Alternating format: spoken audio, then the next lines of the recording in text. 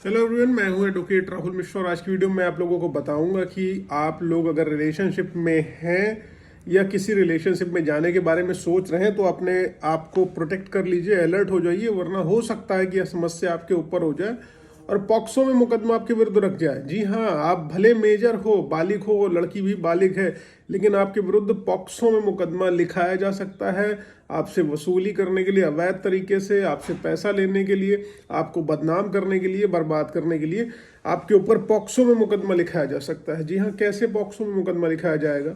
देखिए, आजकल ट्रेंड ये है कि अगर आप किसी महिला के साथ रिलेशनशिप में हैं, आप लोगों के बीच में जब तक सहमति से सब कुछ ठीक था, आप लोग सेक्सुअल रिलेशनशिप आपस में बनाते रहे और दोनों मनमर्जी से बनाते रहे, दोनों के बीच में शादी के वादे जैसा कुछ भी नहीं था। दोनों लोगों ने कहा कि हम लोग कॉलेज में पढ़ रहे हैं, लिव इन रिलेशनशिप में रहते हैं और आपसी सहमति से कंसेंशुअल सेक्सुअल रिलेशनशिप बना रहे, कोई इशू नहीं। I will also not marry you and you will also not marry me, ये क्लियर है कि हम दोनों एक दूसरे से शादी ब्याह नहीं करेंगे, आगे चल के तुम अपने रास्ते, हम अपने रास्ते, यहाँ तक तो ओके ओके है। लेकिन जहाँ पर लड़का कभी लड़ाई उससे हो गई या किसी उसकी नौकरी लग गई या वो अच्छी पोजीशन में पहुंच गया, तो वहीं पर उसके ऊपर मुकदमा रजिस्टर हो जाता है, वहीं पर उसके ऊपर केस रजिस्टर करा दिया जाता है। किस चीज़ का? शादी का झांसा देते हुए बलात्कार का। ठीक, और यहाँ पर यही नहीं रुकते हैं, इससे तो मुकदमा रजिस्टर हो गया, क्योंकि शादी का झांसा देते हुए बलात्कार का मुकदमा आप लिखाएंगी तो वो सबसे इजी है लिख जाना, वो लिख जाएगा आराम से कि शादी का झांसा देते हुए यौन संबंध बनाए और लगातार 4 सालों से दुराचार करते रहे, ऐसा आप लिख देंगे, पुलिस वाले गिरफ्तार कर लेंगे। इसमें कोई अप्रोप्रिएट एविडेंस भी देने की जरूरत नहीं, क्योंकि अगर आप सीधे डायरेक्ट रेप चार्जेस लगाएंगे तो पुलिस उसमें इन्वेस्टिगेशन करेगी और सारे एविडेंसेस आपसे मांगे जाएंगे, सबूत ढूंढे जाएंगे। लेकिन जहां पर शादी का झांसा दे दिया वहां पर कुछ नहीं करना है, सिंपल सी बात है, सिर्फ बोल देना है, कह देना है, एफआईआर रजिस्टर हो गई, लड़के को उठा के जेल में भेज दिया जाएगा। बहुत सारे लोग सिर्फ एफआईआर इसलिए लिखाते ताकि वो वसूली कर सके, पैसा लूट सके, और पैसा लेते भी हैं लोग और लोग देते भी हैं, और पैसा देने के बाद भी वो एफआईआर कंटिन्यू रहती है, खत्म नहीं होती है। ठीक है, तो अब सबसे बड़ी बात यहाँ पर यह है कि मैंने जो पॉक्सो की बात कर रहा था कि पॉक्सो भी लग सकता है। पॉक्सो कैसे लग सकता है? जहां पर विपक्षी को इंटेंसिटी ऑफ एफआईआर बढ़ानी होगी, जहां पर विपक्षी को क्राइम का रेशियो बढ़ाना होगा, क्राइम ग्रीविटी ऑफ क्राइम ऑफेंस बढ़ानी होगी, जहां पर सजा आपको लंबी दी जा सके, वहां पर क्या होगा कि आपके मैटर में आपके विरुद्ध समस्या ये आएगी कि वो लगा देंगी पॉक्सो, कह देंगी पिछले 4 सालों से मेरे साथ शारीरिक संबंध बनाते रहे, जब मैं 16 वर्ष की थी तब से ये मेरे साथ शारीरिक संबंध बनाते रहे।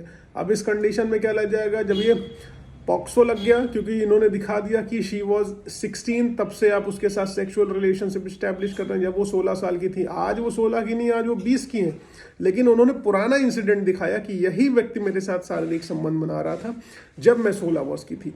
उसमें क्या होगा? अब ग्रेविटी बढ़ गई, ऑफेंस की ग्रेविटी बढ़ गई, उसमें पॉक्सो लग गया और पॉक्सो के साथ 376(2)L लग गया कि रेगुलर बेसिस पर आप उसके साथ सेक्सुअल पेनिट्रेशन कर रहे थे, सेक्सुअल रिलेशनशिप स्टैब्लिश कर रहे थे। और पॉक्सो क्योंकि प्रिवेंशन ऑफ चाइल्ड इसलिए आया कि ताकि बच्चों की जो है लैंगिक अपराधों से रक्षा करी जा सके। अब यहाँ पर बुजुर्ग लोग लिखा रहे हैं पॉक्सो में बैक डेट दिखाते हुए।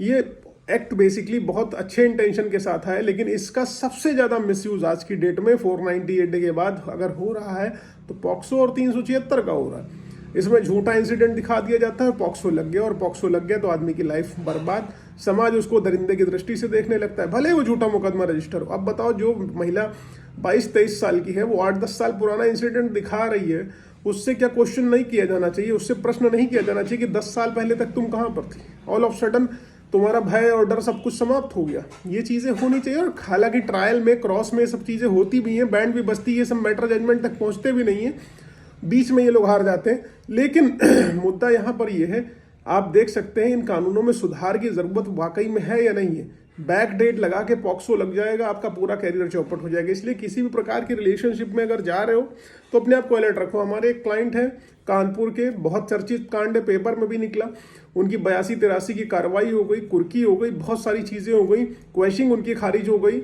सब कुछ हो गया। लेकिन हम लोगों ने उनकी एंटीसिपेटरी बेल इसी मैटर में 376 के मामले में, पॉक्सो के मामले में 328, 313, ठीक है, इसके मामले में बहुत 8-10 ग्रीवियस नेचर के उनके ऊपर सेक्शन लगे हुए थे, उसमें बेल कराई है ऑनरेबल इलाहाबाद हाई कोर्ट से ही।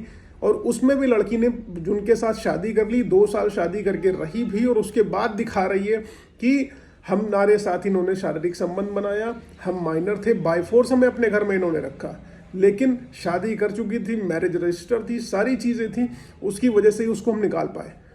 उससे पहले किसी और के पास था मुकदमा, उन्होंने न जाने क्या किया, लेकिन हम लोग इसमें मेहनत करके उसको बाहर निकाल पाए। बाहर क्या, जेल ही नहीं जाने दी हमने कहा अभी सरेंडर करने की जरूरत नहीं है, अभी हम लोग एक कोशिश कर लेते हैं, और कोशिश करी तो उसकी बेल हो गई। कोर्ट ने सारे ग्राउंड्स को समझा कि पॉक्सो लगाना संभव ही नहीं है, जब आप शादी करके उसके साथ रह रही हैं तो कैसा POCSO, it was your consent. तो आप अंदाजा लगा सकते हैं कि पॉक्सो लगाने वाले, वसूली करने वाले गैंग किस लेवल पर जाकर वसूली कर रहे हैं। इसलिए एलर्ट अपने आप को प्रोटेक्ट करो, अदरवाइज दिक्कत आपके लिए खड़ी हो जाएगी, समस्या आपके लिए खड़ी हो जाएगी। उम्मीद है जानकारी पसंद आई, समझ में आई है। अगर ऐसा कुछ है तो वीडियो को लाइक शेयर सब्सक्राइब करना। फेसबुक इंस्टाग्राम ट्विटर पर नहीं जुड़े हो तो वहां जुड़ो, लिंक डिस्क्रिप्शन में मिल जाएगा। बाकी अगर आप मुझसे मिलना चाहते हो पर्सनली लखनऊ दिल्ली इलाहाबाद में, तो अपनी अपॉइंटमेंट शेड्यूल कराकर मुझसे मिल सकते हो। नंबर आपको डिस्क्रिप्शन में मिल जाने वाला है। Thank you so much. जय हिंद, जय भारत।